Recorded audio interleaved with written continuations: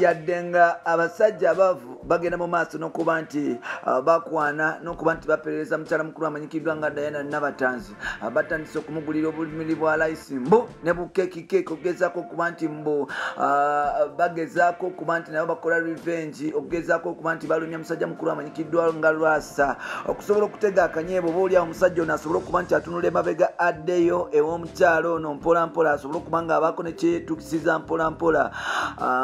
Musajja mukulu amanyikiddwa nga Lwasa agambye nti no nedda oyo talina kyaŋŋamba talina kyasobola kuba nti aŋŋamba ebyo byonna byakola bya kyeseru.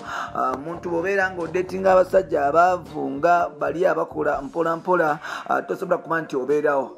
Bino nno binsanyusa. Waliwo entalo ezigenda mu celebrity ezigenda mu maaso wakati wa special celebrity couples nti olaba Medmo yavuddeyo n'agamba nti tasobola kwagala mukyala mukulu amanyikiddwa nga Momo 19 mbu talina kyamugamba mbu mwavu mbu alina ekisiraani. Bavuddeyo ne bamugamba ebintu bingi ndabeko sali wange omu ng'alumba yabadde Eddie Mezaya yabadde alumba nti Donizera Flavia Namulindwa Momo 19 nti mbu batunda nsolo mbere ebiseera ebisinga Momo abeera kunyonyoko ng'agenze kutunda bintu bya kyama mpolampola okuguzaako abantu abalala. Kwegamba stories nyingi naye ng'eyo si y'ensonga. Olunaku lwa leero tulina ebintu bingi bye tusobola okubankuwako na press bwe zitambula. Mungi avudde n'agamba nti akayumba yakamaze mpolampola era nga bwe yamala okuzimba ennyumba pressure n'asobola okuba nti agyejjaako mpolampola nkuwako news updates osobola okuba nti ozifuna mpolampola.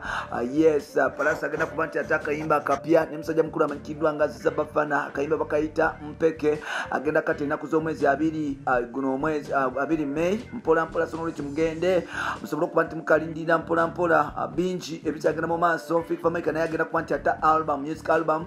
So n'olwekyo byebyo bigenda mu maaso n'okuba nti bitambula. Tukaniriza ku mukutu gwaffe omuganzi ogumanyikiddwa nga Uganda mukamuli amanyane dobozi wa mtantambi chimsauri chimba Maksudi Junior webale kwa tutambula nange webale kwa Nesga webale kwa Vimbisa no gamba ntili moja bad boy ntambi chimso Maksudi Junior the baddest rapper start tapa di charbi no kubanti ntambula na yaso bolo kubanti antu sako ebintu byakabi respect is still nambali moja kusamunye chitiba bloody wange.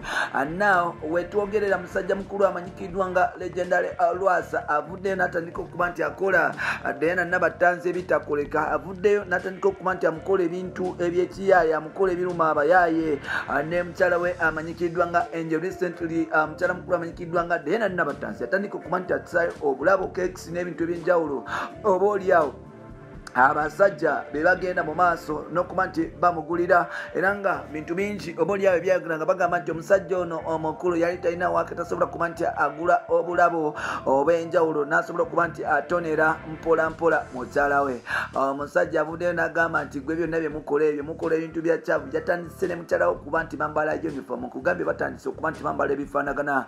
Angel ne Lwasa batandise okuba nti bayambala ebifaanagana era nga Lwasa avudde n'agamba nti ebyo bagenda ne beepika nga bafuna obusajja obwavu babugulira keeki ey'emitwalo 3 ne bapostinga ku social media nga bagamba nti basobola okutulumya eyo relationship etalimu ssente. Nze Lwasa tenkolero oyo mukyala yaddiba talina kyaŋŋamba nina omukyala emboko fire omukyala agenda mu maaso n'okuba nti azaala oyo tazaala. So n'olwekyo talina kyatugamba ono omukyala gwe nina bwe bulamu bwange mmotoka yange benzi yange kwegamba kyekyapa kyange ekyettaka bwe bulamu wange era nga enja akola ebintu oba oliawo ebyewunyisa. Mwana nno tutunulira mwana muto okusingako okwoli omwana muto ddala era nga mwana muto mulungi omubiri kyekyo teyagula mufako embeera teyalabako ku mbeera mbi embeera gyalimu nnungi. So n'olwekyo omukyala gwe nina wabyafaayo.